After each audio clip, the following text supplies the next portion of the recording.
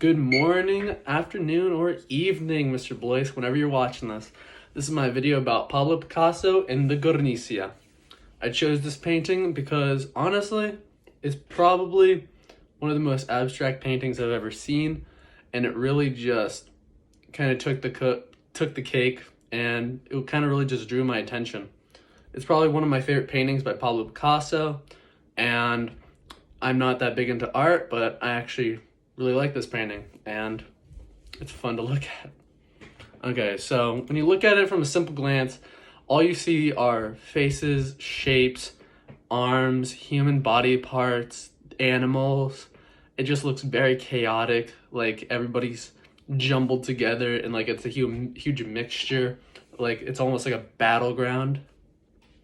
And at first I thought everybody was, for some reason, trying to get away from each other. But after I looked more in depth of the picture and found more of the history about it, I learned that everybody's trying to fight each other in the picture.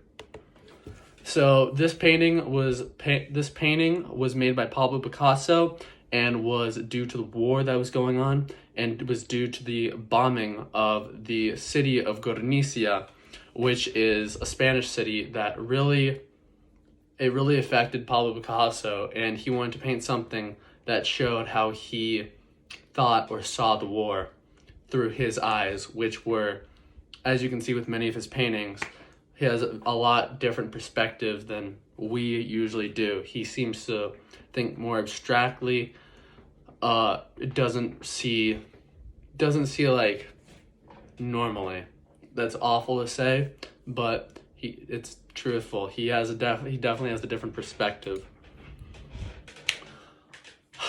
The painting was crafted by a somber and terrible reason.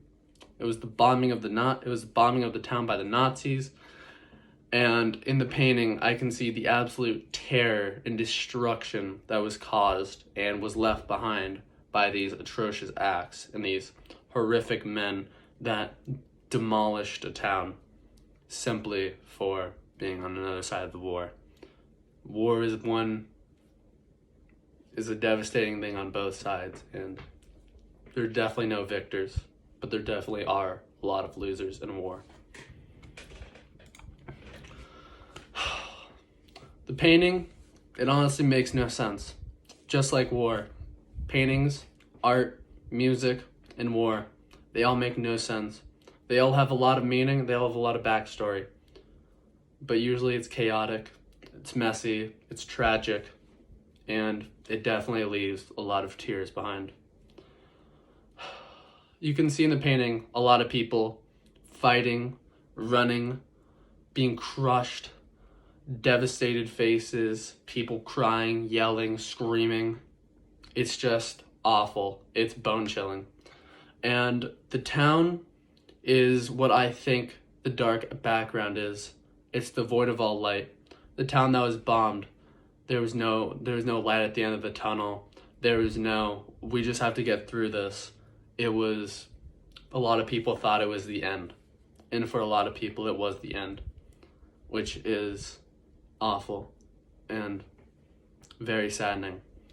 The all-seeing eye at the top is a depiction of the Nazi bombers that were flying over the city, and they were all seeing.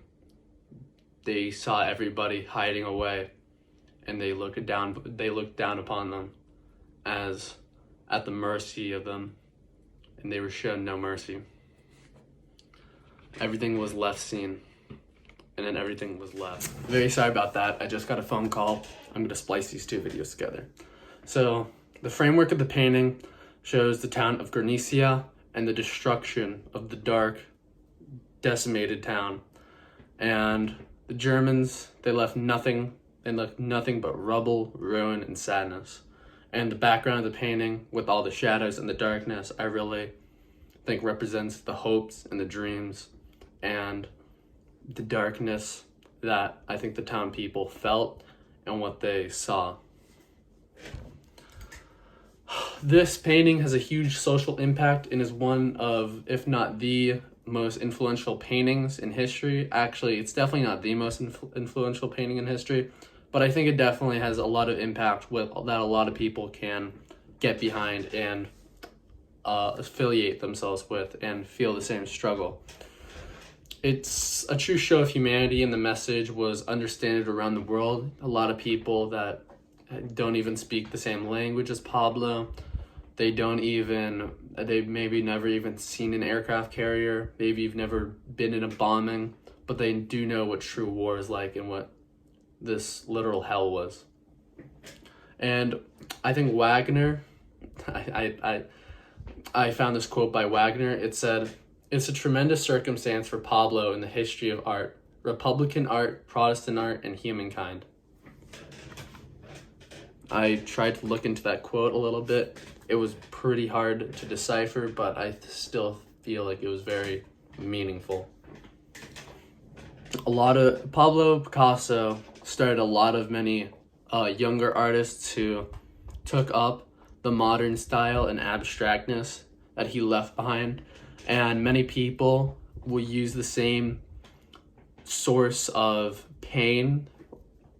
They have many different backgrounds, but they still all use their own misery and sadness that has happened through their life, and they visualize it in art. Many of these include loss, fear, abuse, depression, and some other things. I heard a lot of new artists are coming out that have been alcoholics, and they've been painting about the struggle and the perception that they had on the world. And I still feel like Pablo Picasso's original painting has the most influential impact, because it's about some horrific act that most people in the world can never even imagine, never even believe. It's something we can't even comprehend. This painting to me is very strong, but again, I can barely comprehend it. I've never been in a bombing. I've never thought my life was going to end. I've never felt like I was going to be slaughtered or hunted down. My life has been very sheltered, but I still feel the power of this painting. Many people in the world still have had these fears. They still have had this,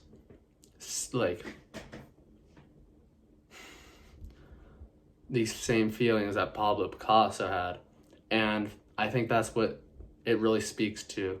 The people that do know what that true fear is, do know how it feels to be wanted, hunted. And when I look at the painting, I think it's very interesting, but to me and to another person who has maybe fought in Vietnam, maybe has had an abusive father, an abusive husband, I feel like they would morally be interested and feel more with the painting. Okay, thank you. Bye. Have a good morning, afternoon.